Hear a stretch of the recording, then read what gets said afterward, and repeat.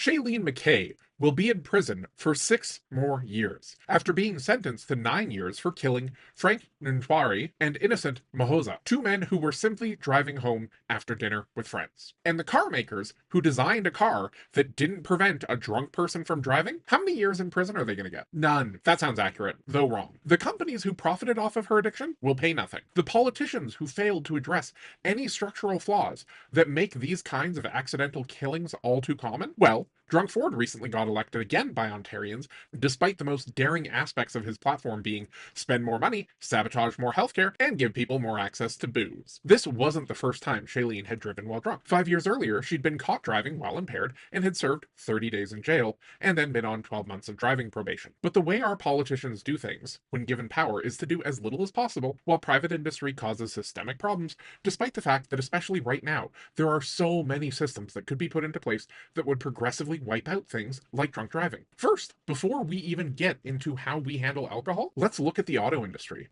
How much do you think a breathalyzer costs? Like $60 on Amazon, apparently. Now, would there be some R&D costs on elegantly integrating them into cars for the Canadian market? Sure, but if you required that every new car sold has to have a breathalyzer or some other tool that can determine a driver's sobriety, it's done. And sure, the conservatives would complain because new safety features would exist, but if you could pair that with lower insurance rates, win-win. Also, the fact that it's easier to steal a $70,000 SUV than it is to steal an iPhone 6S, what the hell is up with that? Car makers should be required, not encouraged, required to include tracking modules that are compliant with Apple's Find My network, Google's whatever the heck Google has, and Tile. Heck, require that all new cars ship with a little cellular eSIM capable tracking device that can be turned on remotely by the OEM working in tandem with the cops. Put in place some legislation which ensures that it isn't ever turned on without the car owner's consent.